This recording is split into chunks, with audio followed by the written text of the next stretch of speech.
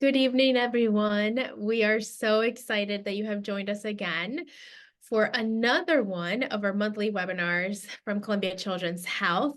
We have an amazing panel of experts this evening. We're going to be talking all about treating pediatric asthma in the urban setting. While we give people a couple of minutes to join, let me just remind you, we have an amazing podcast we put together as a pilot in recent months. It is called The Stuff That Matters. I host it. I talk to amazing experts on it. Please take a listen. We also are on social media at Kids at Columbia. We post a lot of different updates about things happening around Columbia Children's Health. So make sure that you are following us on Facebook, Instagram, Threads, YouTube, LinkedIn. We're trying to really just be present wherever you may be. And with that, let me go ahead and introduce our experts. So first we have over here on the left, you can see Dr. Ramsay Fuleihan. He is the director of the Division of Pediatric Allergy, Immunology, and Rheumatology, and the chief of Allergy, Immunology, and Rheumatology Services at Morgan Stanley Children's Hospital. We also have Dr. Stephanie Lovinsky-Desir, who's an associate professor of pediatrics and environmental health sciences and the chief of the Pediatric Pulmonary Division here at Columbia University Irving Medical Center. And Dr. Adriana Matisse, who's a professor of pediatrics here at Columbia University Irving Medical Center, and is also the medical director for the Pediatric Center for Community Health Navigation, which you'll be hearing all about this evening. I'm Dr. Edith Bracho Sanchez. I can't remember if I introduced myself, but I love moderating this panel. I'm a primary care pediatrician, and I'm also a health journalist. So let's get started. As a quick reminder before we dive into the questions that I have for this evening, you can send us your questions too if you have them, or as they come up as you're hearing this conversation. We are monitoring the Q&A, so really please feel free to send them anytime. We can try to incorporate them into conversation. If we don't get to them, we will get to them at the end. So please send us your questions as we go through this evening. So I would love to start with you, Stephanie. You are our pediatric pulmonologist. We know that the recommendations and the way that we approach pediatric asthma has changed in recent years. There's details and nuance, but I wanted to ask you to start by giving us an overview of what changed and how we are approaching pediatric asthma differently nowadays. Thank you, Edith. I'm really excited to be here and share all of the updates that we've been experiencing in our field, and I'm sure that many of the pediatricians and providers out there have also noticed in their field and their spaces as well. So, in 2020, the NHLBI, or the National Heart, Lung, and Blood Institute, as part of the National Institutes of Health, came out with their focused updates to the asthma management guidelines, and I think that was kind of like the spot where things sort of turned around quite a bit. And there were a number of very specific updates that were included in those recommendations on how to manage asthma. Some of them were related to the measurement of exhaled nitric oxide, which is something that we do in our clinics to help monitor airway inflammation. There was some information on there about how to allergen mitigation strategies. But I think the big ticket item that most people are spending a lot of time talking about is in smart therapy, or single maintenance and reliever therapy. And that's the idea of using a combined medication that includes both an inhaled corticosteroid as well as a long-acting beta agonist together, and using that both for maintenance therapy of asthma. So some people think of this as like the controller medication, as well as for intermittent use. So if a child is having an acute symptom of asthma, that they can also use that same combined medication.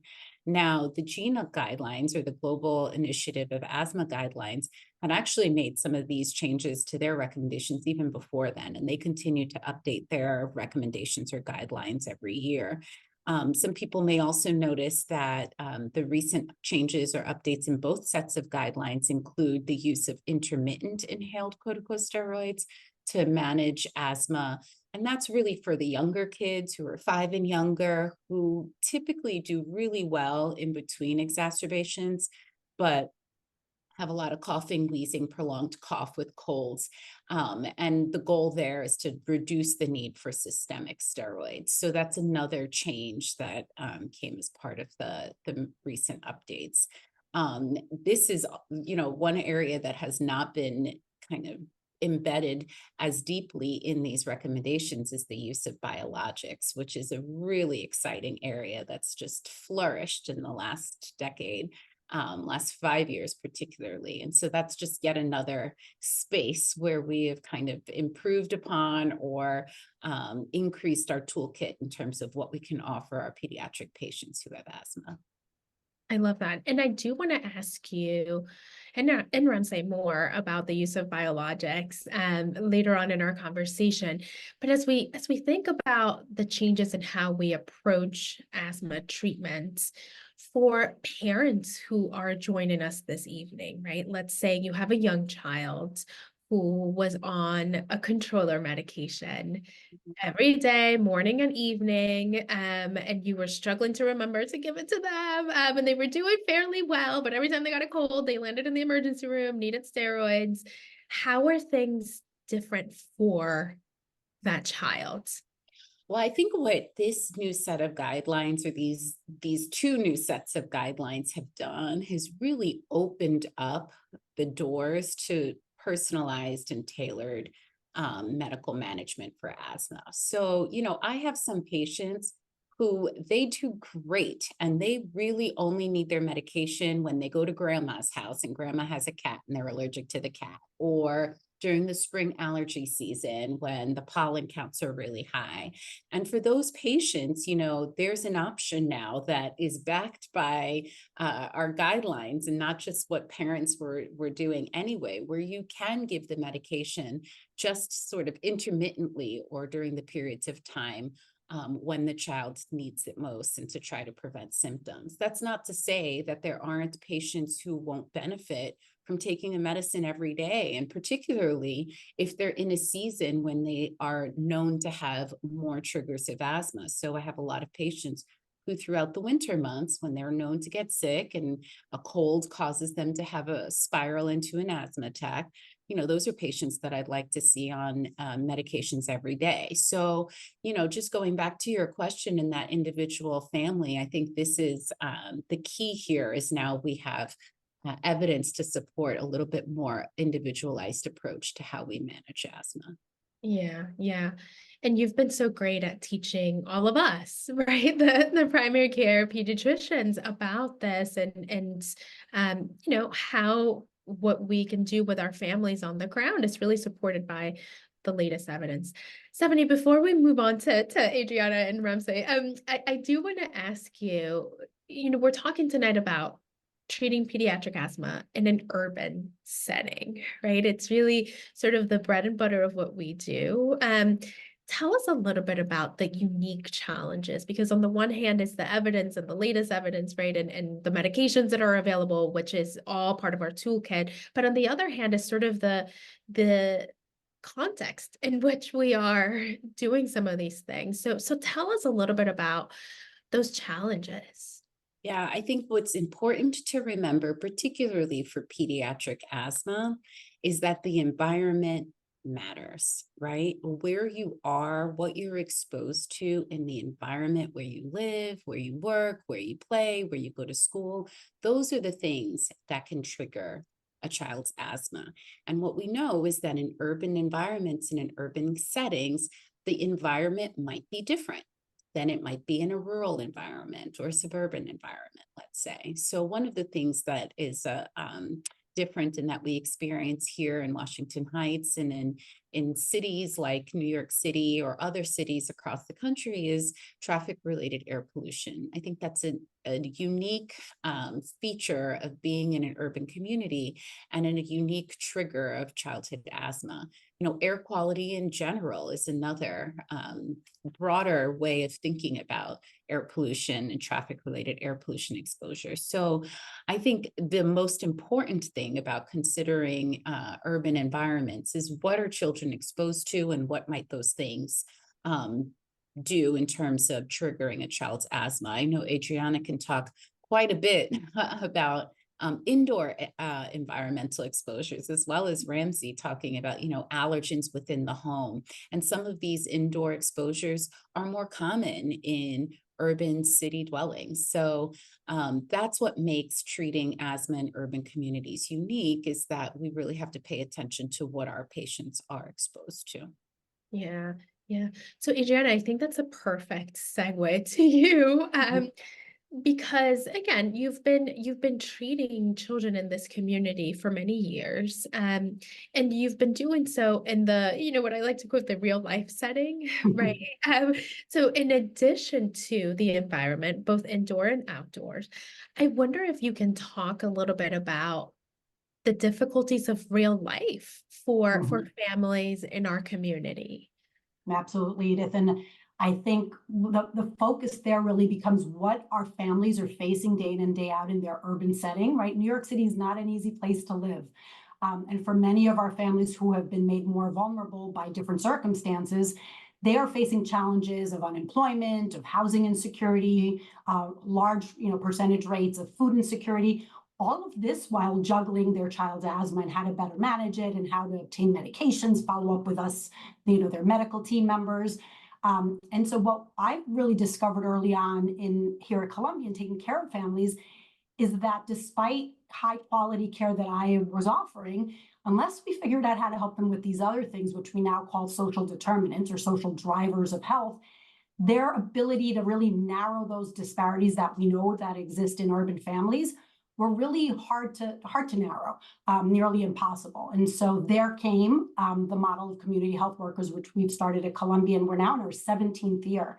And that's so that we can actually partner with families in a community setting with peers, so community health workers that reflect their culture, their language, they live in that same environment, and can connect them to resources as well as offer peer education.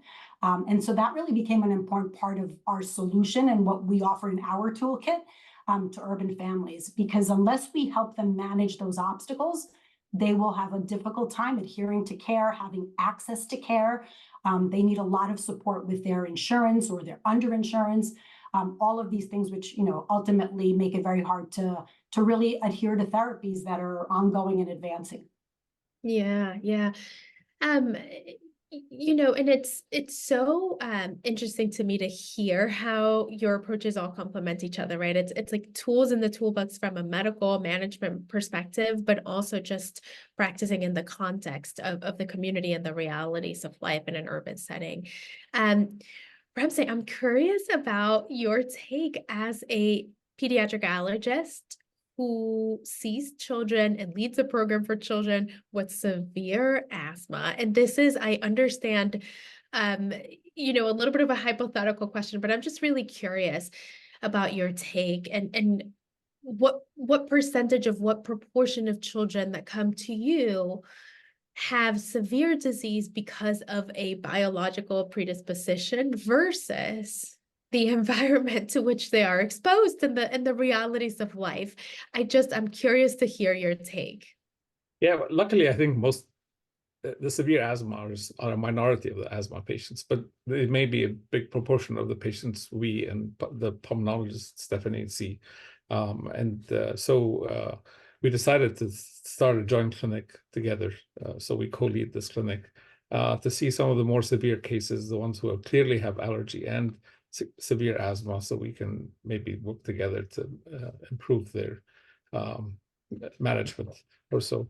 So, patients, I guess it's safe to say you inherit a predisposition to develop allergy. Then you have to be exposed to the allergen, and it doesn't necessarily mean you develop allergy to anything.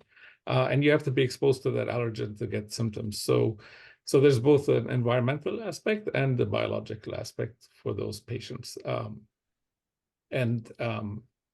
If you can avoid dust mite allergy, for instance, luckily, I think I think patients might think sort of, where's this guy coming from? I always ask about wall-to-wall carpets, but most patients don't have wall-to-wall carpets in New York City, which is great. But then you have to take care of the bedding and the pillows, and it's relatively easy fix, and you decrease your exposure to dust mites significantly.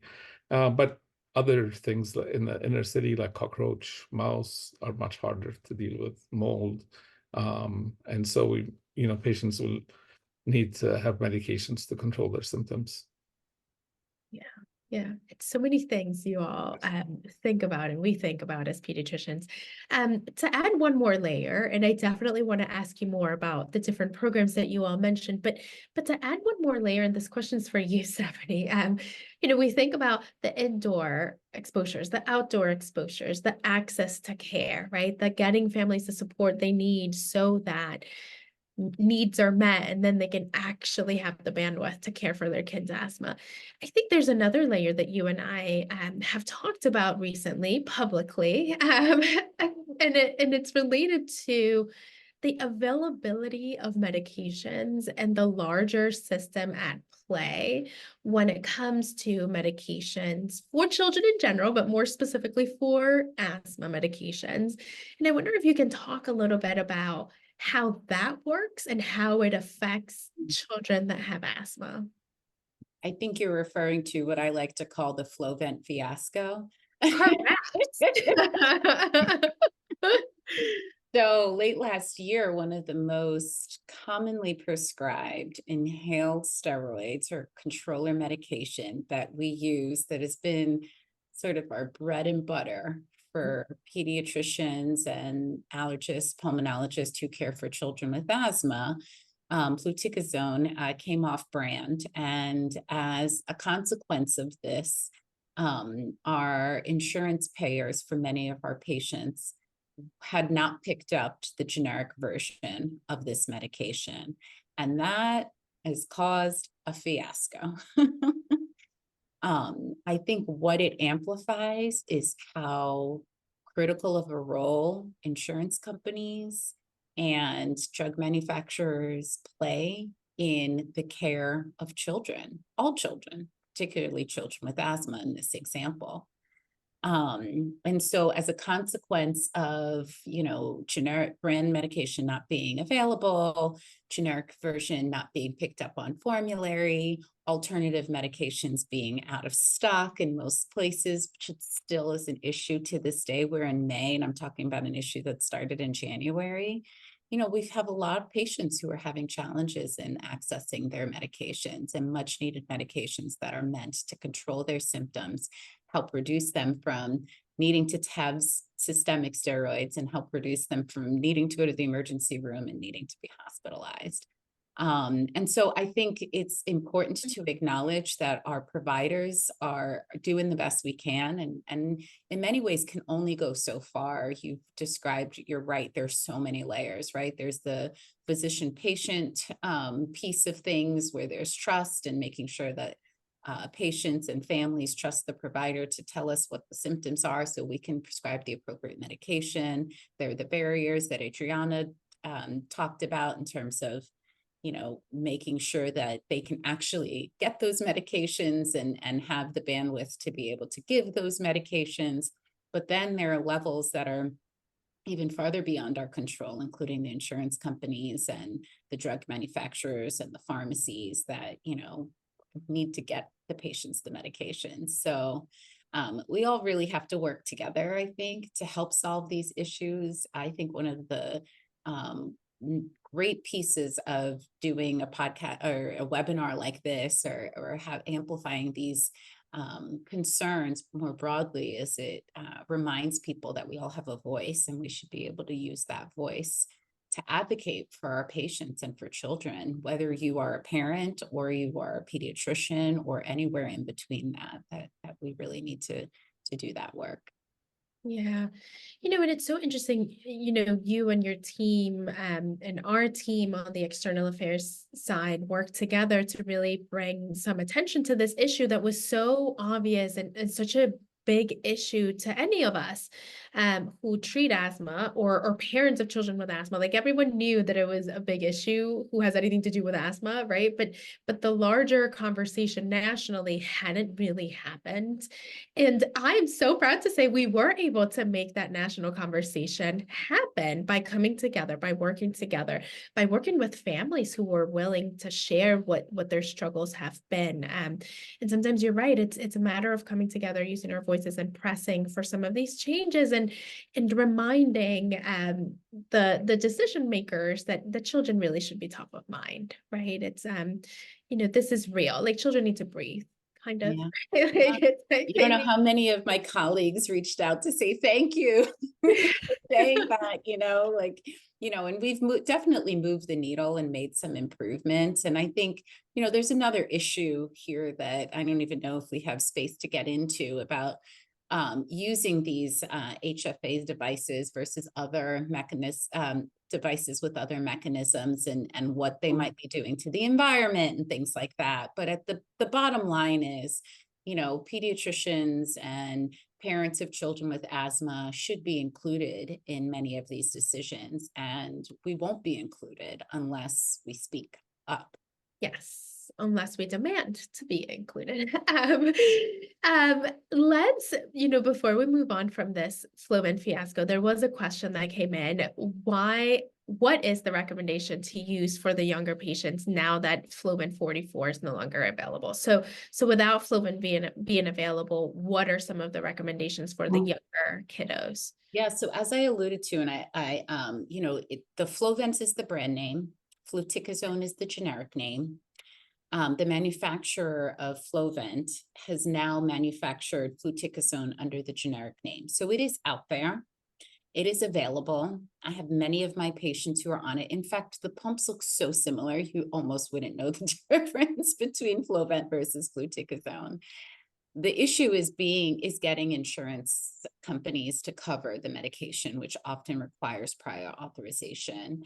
There's another medication, mometasone or Asmanex, that can be used as an alternative. And I sort of also alluded to this, is that there are other medications that can be used that are what are called dry powder inhalers or DPIs, or breath actuated inhalers. And those are a little bit more challenging for our younger patients because they have to coordinate the delivery of the device and the inhalation and holding their breath and the whole timing around that. So typically for children who are 5 and above, I might recommend a dry powder inhaler or a breath actuated pump, especially if a fluticasone or mometasone are not on formulary with their insurance. But for those younger children, you either go the prior authorization route or, dare I say, nebulized, because budesonide seems to still be on the formularies. It is not practical for families. As someone who has 3 small children, it is not practical to deliver a nebulizer twice a day, every day. But in some extreme circumstances, that might be the way to go. Yeah. So tough that we're having to go through this. Adriana, to go back to you, we have someone joining us from Michigan who said that fluticasone 44 generic is about $12 cash pay here in Michigan. That is amazing. I think it's a little bit more expensive here in New York, but thank you for that information. Adriana, to go back to you, you mentioned your program of community health workers. Your approach and the people on your team do so many things. You have published about it, you have grown it. There's really, you all publish your approach in the New England Journal. I really just want you to tell us more about how you approach this for the children that you think qualify for being paired with a community health worker and what that looks like. Sure. Thank you, Edith. I think to frame it a little bit, it grew out of the need that I demonstrated before, right? The needs that we were seeing in families. And what we found was that we initially wanted to focus on families of children admitted to the hospital. They are really the ones that suffer the most severe sequela from asthma exacerbations, and we wanted to prevent that utilization. We then focused on children who frequent the emergency department frequently. So we picked those initially, but then through the years, we've been able to build capacity to also service children with some of our Columbia primary care practices at NewYork-Presbyterian. So it's been a little bit of an evolution, but initially targeting the children who were suffering the most and their caregivers, right? Who were losing many days of work, a lot of school absenteeism, et cetera. And then that program really is and continues to be community-based. So our community health workers are from the community, and they're employed by local agencies so that they have a plethora of resources that they can connect families to, and a tremendous amount of community knowledge that you, myself, Ramsay, we have limits in what we know about the community connections that many of these families need. So they'll connect them to food pantries, to immigration services to advocate for their legal needs, all of these things that continue to be stressors. And then the other part that I think is truly special with our program is that we conduct home visits. So getting into that indoor environment that Stephanie was alluding to. So we do walkthroughs or Zoom throughs if families want to do them by video now. And we get to see room by room, where is the mold? Where are the pests coming? Where are the holes in the walls or the floors? So that we can then advocate with resources that are local. So that all becomes very important because there's a huge advocacy component. Many of the families don't have knowledge about what to advocate for that the city or their Medicaid program has to offer. So I want to highlight two programs in particular that I think most families in New York City should definitely know about. And for folks in other states, you may have some similar programs. We connect families in New York City to Healthy Homes, which is a Department of Health run program which supports families with mold and pest abatement. And that is working through the landlords and through the Housing and Preservation Development Agency. So that really is working through the landlords to fix the apartments. And then the other program, which is newer to New York City, is Medicaid Together. And that is a program focused on children who are admitted to the hospital for asthma or have 2 or more emergency department visits in a year for asthma. And if they have pests, they will also be able to be referred through their managed care organization with Medicaid to receive services for pest abatement. So 2 really transformational, very on the ground supportive programs that are free for families that live in New York City. Again, so other urban areas may have similar programs, because we've really noticed that if we invest in this housing remediation that's due to pests or mold, we are really transforming children's lives and hopefully reducing that allergen exposure that ultimately Ramsay and Stephanie need to treat. So really getting at that. So our community health workers connect families to that. I just mentioned a lot. It's a lot for pediatricians to keep in mind. So our workforce helps them, get to those resources efficiently and effectively to prevent readmissions and to prevent asthma exacerbation. So those are 2 programs to highlight. So a lot of on-the-ground work that we can do for families. Yeah, yeah. And I have many patients who are part of this program and, can really just say how transformational it is to be able to have this resource. Now, Adriana, for community pediatricians who perhaps are not, affiliated with, these large programs and large academic institutions, what can they do to start addressing some of these things? Yeah, so a couple of things. One, I should say that if any of their patients are admitted to our children's hospital, they will be referred to a community health worker regardless of insurance. So we service all comers. So that's one thing to say. And the second thing is, I think for community pediatricians who are so busy in stressful environments, to really focus on addressing and asking about some of these social determinants. So food insecurity, housing insecurity. Many of our practices are now doing that as a standard of care. And in urban areas like New York City, connecting them to 311 if you don't have a workforce within your practice. Many cities have these information hotlines where they can connect to housing services or food pantries, et cetera. So I would start with first, let's ask, what are the challenges? In an unbiased, non-judgmental manner, and then really offer some resources depending on what you're able to do in your practice. And that might look a little bit different. It might be as simple as a 311 or a 411 type of phone number to connect to resources. So I would start with that. And then the second, and I'm listening to you and Stephanie talking about Flovent and how disturbing all of that was, and it just rocked people's worlds, right? And how confusing for patients. So I would really think about grounding providers in simple language, speaking in simple terms about, let's say, what happened with Flovent, right? Let's move away from a lot of sort of more sophisticated terms and then try to just get them into the basics of what happened with their medicine, that it's the same one, let's look at it, it's the same, or I will be seeking a prior authorization, right? But using simple language so that they're not lost, because if they're lost in that, the chances of adherence are, drop precipitously. So really working on simple language around the education. Yeah, so important. And we know, right? We know that so many of our families get lost in this process. And I mean, how can they not? It's confusing. It's confusing for us, right? I was reporting the story and trying to, verify and call pharmacies and what is going on here. And I really struggled to understand what was going on. So your point is totally, well taken, Adriana, that this is tough for families to understand and follow. Just a quick reminder, you can send us any questions that you have as we're talking this evening. Now, and a very interesting question just came in as I said that. Is there, I think, Adriana, this question is for you. Is there focused help for new immigrants who are in shelters? Absolutely. So our workforce is trained on the resources that subset of the population needs, and that's evolving, right? There are always new programs, new connections, new barriers that they may face.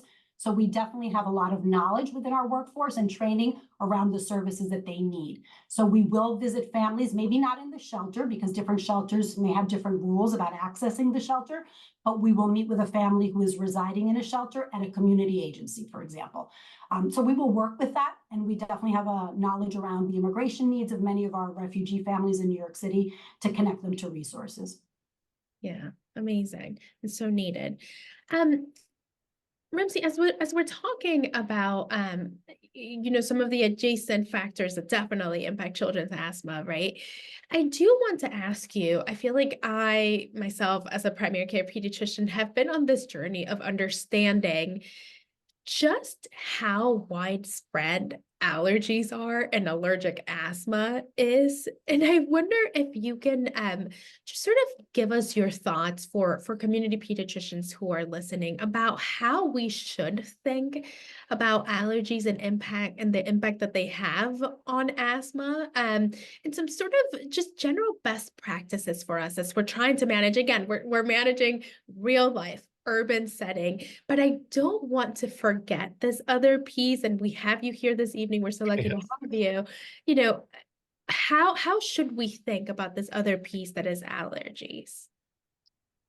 Yes, that's a great question. So allergies on the rise. I think we first started seeing it with asthma, and it was too quick to be sort of genetic, and maybe it's just sort of the thinking is environment, as the environment is, although we're talking about inner city and the difficulty of managing our environment in inner city, but as a whole, our environment is cleaner than it used to be in the past. We don't have exposure to parasites as much as in the past, and that seems to be pushing us towards having more allergy. And now we're seeing it also with food allergy.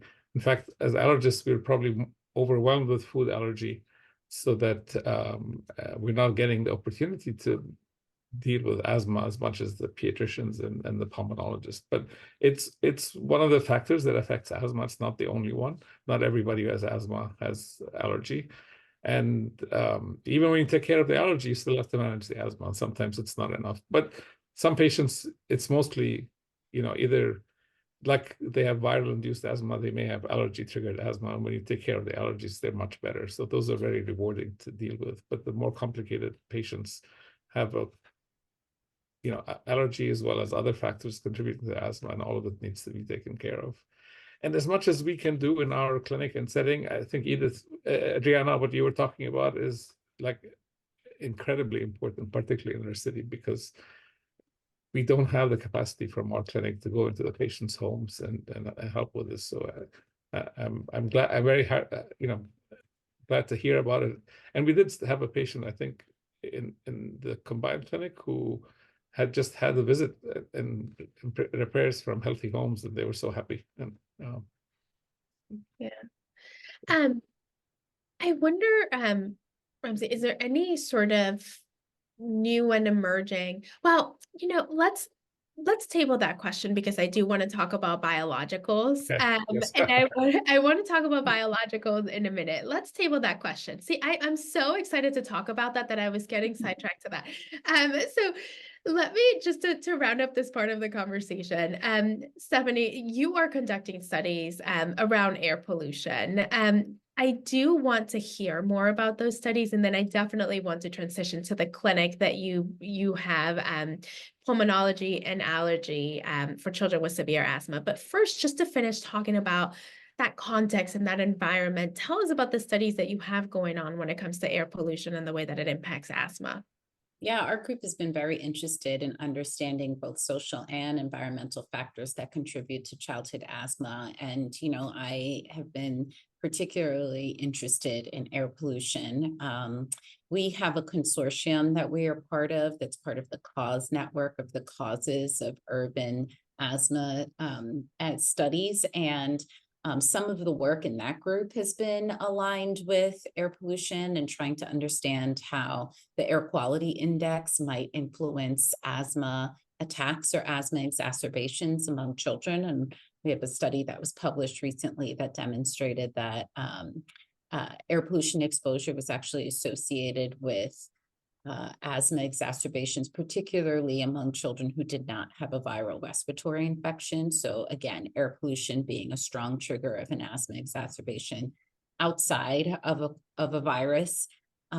We have a body of work right now that we've been looking at in terms of air quality and historical factors that are rooted in systemic racism, like historical redlining. And we've demonstrated that neighborhoods that were historically disinvested have greater exposure to air pollution. And a paper that is just about to get published also demonstrated that in those disadvantaged communities, there's a stronger relationship between air pollution exposure and asthma severity. And then another body of work or another collaboration that we've been engaged in has been very local to this Washington Heights community. We've partnered with an organization called Futures Ignite, and we're doing some work with their teens at their local school, trying to measure, quantify air pollution exposure within the community and use those data and that evidence to help support some clean air initiatives in the local community, including a clean air green corridor with more trees and pedestrianized streets and less traffic. So I could go on and on and on and on about air pollution. I could, maybe the last point I'll just make is thinking about in New York City, we're experiencing in June a change in congestion pricing that's going to limit traffic that goes into lower Manhattan. That's really the idea behind congestion pricing, is to reduce air pollution in lower Manhattan. But if you really think geographically about the social conditions around where people in New York City live, this policy change is actually going to divert traffic through northern Manhattan and the Bronx, and further disadvantage populations of children who are already disadvantaged and already bear a disproportionate burden of air pollution. So we're also thinking about how do we use our voice to help advocate for, considering populations that are at high risk when these changes and these policies come down the line. Yeah. No, and what I love about your approach is that you're establishing the evidence, right? You're giving sort of tangible, concrete solutions, right? Like you're sort of saying around the schools, let's do this. Let's measure the impact of this and then advocate with some of those answers that you're getting, right? Maybe I can add one more thing. I just thought. Please do. Please do. Well, I think I'm particularly proud of the fact that in 2021, I was invited to sit on the Environmental Protection Agency's Clean Air Scientific Advisory Panel for particulate matter. And, just thinking about like at the local level, at the policy level, but how is the work that we're doing influencing policy, not just locally, but nationally. So many may have heard that the EPA Administrator Michael Regan just announced in February that they're lowering the air quality standards for fine particulate matter from 12 micrograms per cubic meter down to 9. And so I just throw that out there as another nod, because again, this evidence, the body of evidence that you alluded to, is really what goes behind the, the meat behind creating policies to improve air quality, not just at the local level, but nationally as well. And I'm proud to have been a part of that work. And we're so proud that you were, and that we have you here to teach us all about this work. Really just such a multi-pronged approach, and so inspiring to see how your team is approaching this. Tell us, please, and we see all your questions that are coming in, and I promise we have plenty of time to answer them all, so please keep sending them. But tell us, Ramsay, I'll start with you. You in pediatric allergy and pediatric pulmonology have joined forces to create what for now you're calling the Joint Asthma Clinic for children with severe asthma. Tell us about how it works and what you are accomplishing for these kiddos. So, I mean, we're selecting patients who fit sort of having allergy, a significant allergy and severe asthma from either clinic, and bring them to, it's once a month right now. We see patients together. We do the asthma and allergy evaluation, and then decide on whether, we need to change therapy, add a biologic. I know you want to get to that topic a little later. And then do follow-up. There's a nurse practitioner from pulmonary who can do some of the follow-up. But then at a later date, we will also see those patients, and we hope to be able to bring our fellows and then maybe do this more often than once a month, and as we see how it goes. Yeah. I think one of the best things about this clinic, if you don't mind me just popping in, sure, is that what I think our families appreciate so much is that oftentimes we're like, I'm the pulmonologist, I'm going to manage your medication, but I want you to see the allergist to manage your allergies, and then vice versa. And this is just like a beautiful opportunity for them to do one-stop shopping, to see both providers at the same time, but also for us as providers to kind of talk back and forth about what we think together is the best management plan.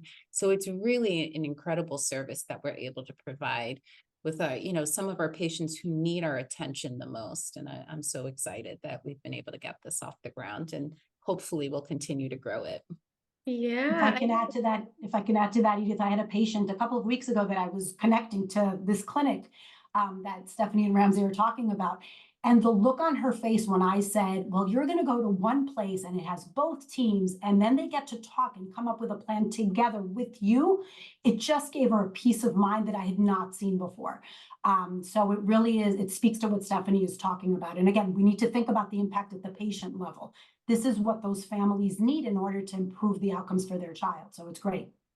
Yeah, I love that. I love that. And again, the hope is that you are able to continue to grow it. For now, it's patients who are referred to either. Is that correct? Either our pulmonologist or allergist, and then you guys are flagging the patients that would benefit from this, and then scheduling them for the Joint Asthma Clinic. Is that correct? Exactly right. Right. Yes. Perfect. Perfect. All right. So let's talk. I mean, again, so exciting. Let's talk about biologicals. Ramsay, tell us the latest. Tell us I'm how it in. I'm gonna make it easy for you. I'm Please. totally confused. I have no idea where to start, but not exactly. So we have a range of biologics. I mean, the first one that was developed for asthma a long time ago is omalizumab, which is an antibody against IgE antibodies, and they're the ones that mediate allergic disease. And they initially are there to fight parasites, but turned on us and react to things that don't cause disease, like pollen, foods, animal dander, and so on. So, and that's been been used for quite some time, but there have been others now that have been developed, essentially, I think, all affecting some aspect of the allergic pathway. Some start very early in the pathway. I would say IgE is probably towards the end of the pathway, and then others affecting the interleukin-4, which drives IgE production, and one that targets eosinophils. And so it's hard to decide where to start. I think there have been multiple uses for some of these. And so if patients have a comorbidity, it might help us choose. So somebody now recently, this omalizumab was approved for food allergy. So if you have a patient with asthma and food allergy, it may be reasonable to try omalizumab. Another one is targeted, came out almost at the same time for atopic dermatitis and asthma. And so patients have bad eczema, it's reasonable to try that. And when you see the effect, eczema is so much more visible than asthma. When you see the effect on eczema, you realize what these biologics can do. And hopefully the same is happening inside the lungs for these patients. And then, of course, if they have eosinophils, you want to target the eosinophils. There's a product. And the one that starts at the sort of probably earliest phase is for 12 and older only. So if they're younger than 12, you can't sort of use it. And that's sort of how I'm at this point choosing. I don't know, Stephanie may have other criteria she follows. But whatever you choose, you're not committing this patient for life. If it doesn't work, you can try another one afterwards. Let me ask you, as a primary care clinician, who are the kiddos I should send to you for this? I mean, hopefully I have thought about sending to you a little bit before they require biologicals, but maybe I haven't. Maybe I didn't realize, maybe someone has been out of care. There's so many situations that come up in our primary care clinics. So who are the kiddos that I should be thinking about may qualify for a biological and then send to you? I mean, I don't want to say that primary care physicians can't use biologics. And in fact, I have a very young severe eczema patient whose pediatrician wants to start a biologic, and that's sort of fine. But I think in general for asthma, that's sort of more difficult to handle, patients missing school or getting hospitalized. I think it's reasonable to have an asthma specialist, and we both qualify as asthma specialists. Certainly if they've needed admission or emergency room visits.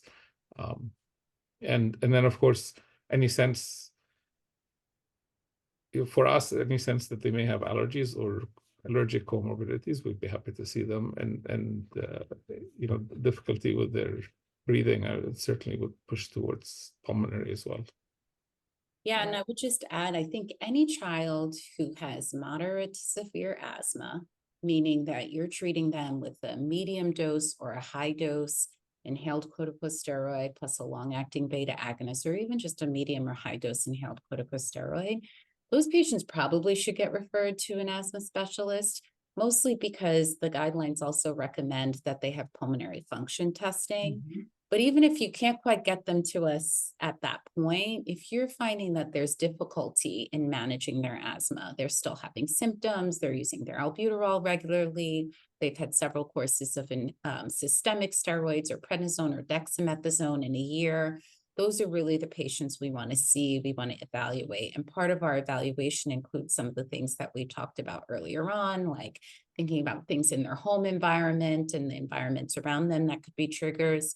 But then if we really can't get a handle of their asthma with these inhaled medications, that's when we would start thinking about switching to a biologic.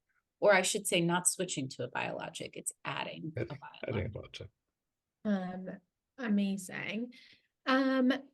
We have a question that has come in specifically about biologics from a pulmonologist in Michigan who has received pushback from insurance when trying to start their asthmatic patient who's less than 6 years old, also with severe eczema, and therefore eligible for a biological from an eczema standpoint. And just have not been able to get coverage. And they're wondering, is there specific language that you've been able to use when you're doing this peer-to-peer? If you don't know what this peer-to-peer to prior authorizations are and you're listening this evening, I'm glad that you don't know what they are. I wish I didn't know what they were. I wish I didn't have to deal with these, but for some of us who are treating asthma on the ground, we have become very familiar with the peer-to-peer, trying to obtain approval from insurance companies. Any recommendations that you have, Stephanie, Ramsay, when it comes to getting some of this biologicals approved and language to use? Yeah, we have a nurse practitioner in our clinic who's been very successful about making a case, even for children younger than 6 years. Most of these biologics that we described are indicated for children 6 and above with asthma.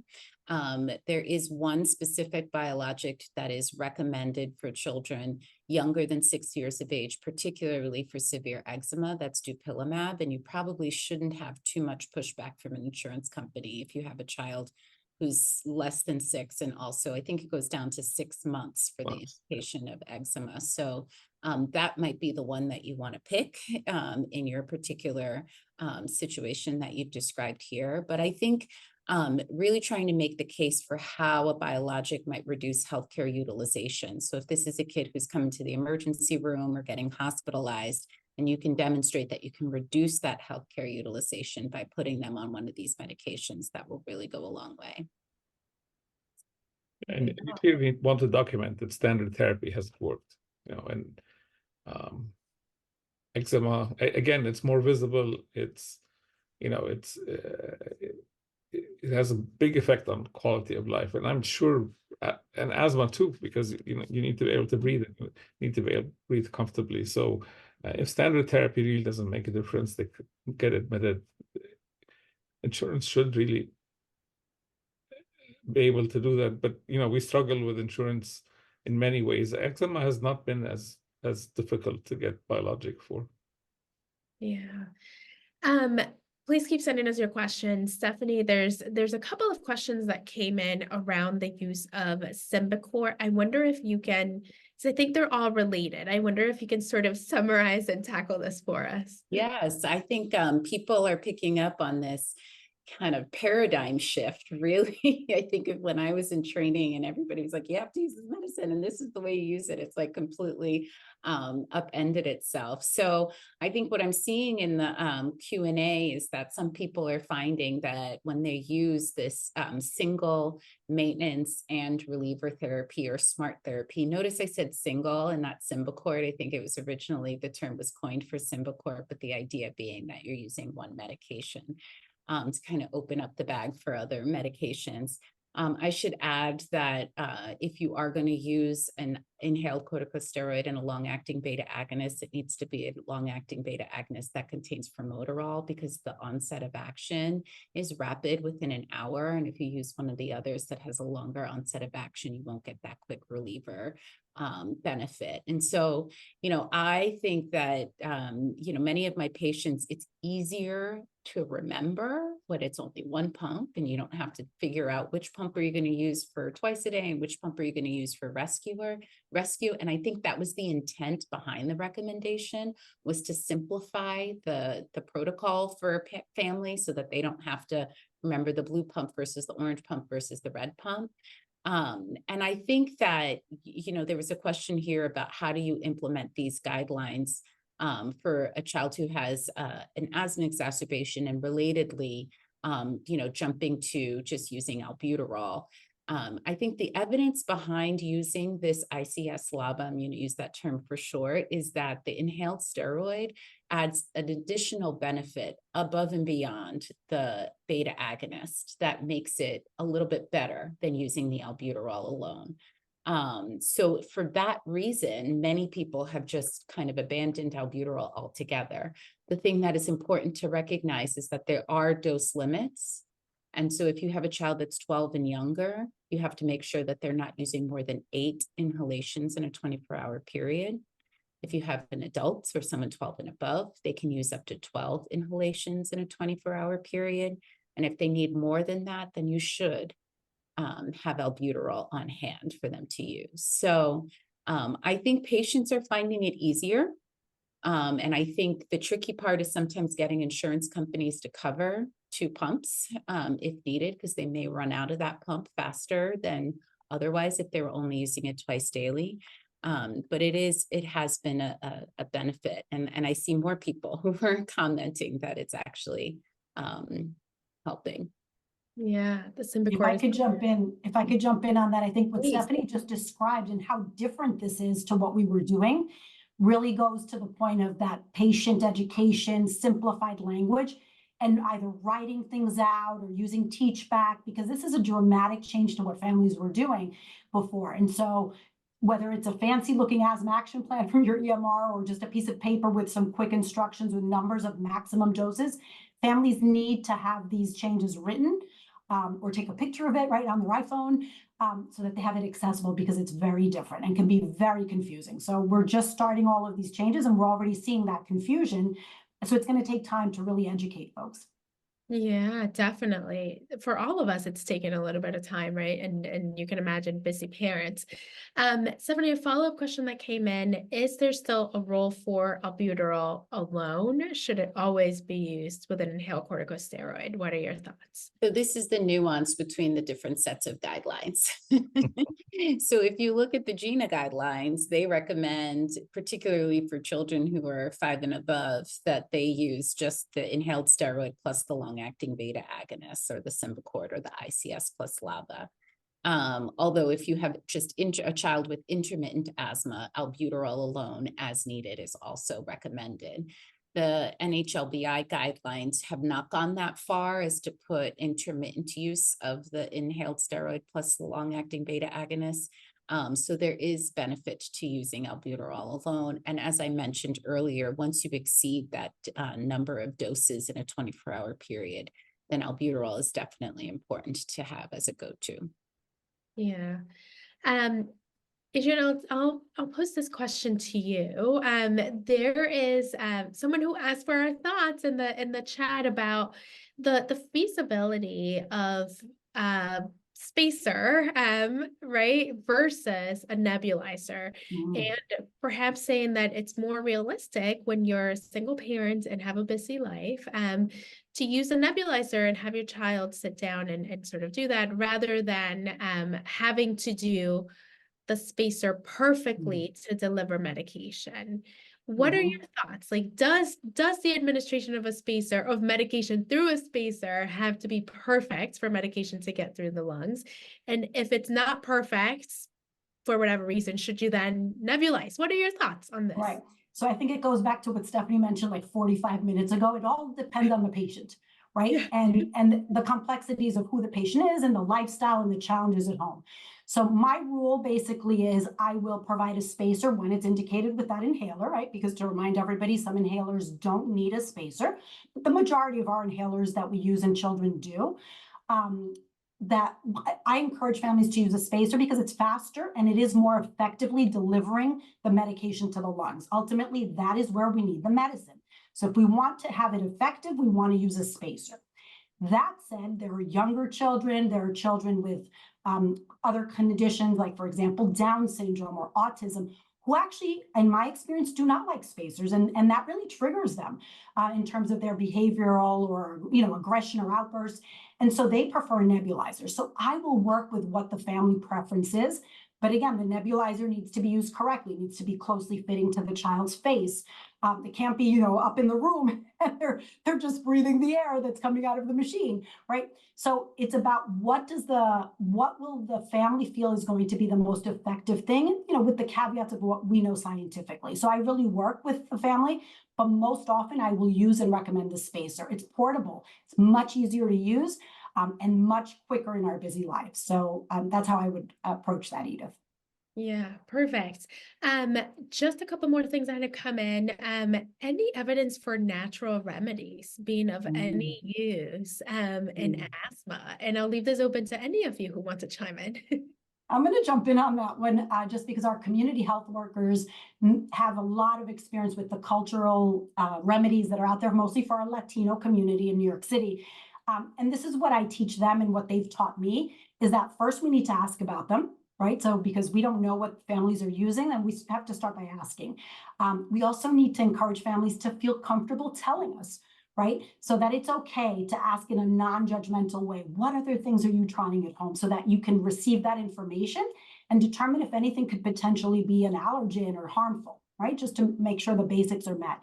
And then I always say we partner, right? If a family wants to do honey and garlic with lemon, sure, we'll do that, but let's do that with the Symbicort, right? Let's do that together. And so I allow that obviously to be part of the toolkit, but I need to know about it. I want people to open up and share that information with us, but in partnership with the traditional medications, because as I mentioned to families, the last thing we would want is to withhold medications for a child that might actually be in a life-threatening situation. So using them in partnership. Yeah, yeah. And any evidence behind any natural remedies? I know that these are not very frequently studied, so this is like a very challenging thing to ask, but any evidence that is out there for natural remedies helping in asthma? I'm not a naturopath, so I feel like this is an unfair question for people who are not trained in naturopathic remedies. But what I do want to add to the conversation is that one of the things that I think is super important about having a specialist involved in your asthma care is that part of our management plan and our diagnostics includes identifying potential triggers. And, you know, maybe it's not necessarily a remedy, but a non-medical way of managing asthma might be, as Ramsay alluded to earlier, mattress covers for dust mites or air purifiers, or things that we know might reduce allergens in the environment that might reduce the risk of asthma. So that's my way of punting that question. There is evidence behind those things. Amazing. There is evidence, yes. Thank you all. We are at the top of the hour.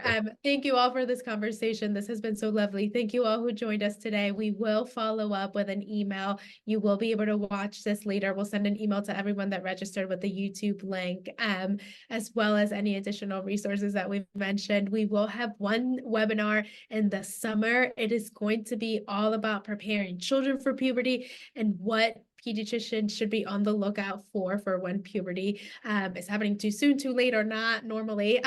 So please stay tuned for the date for that. We look forward to seeing you there. And thank you to our amazing panelists for joining us this evening.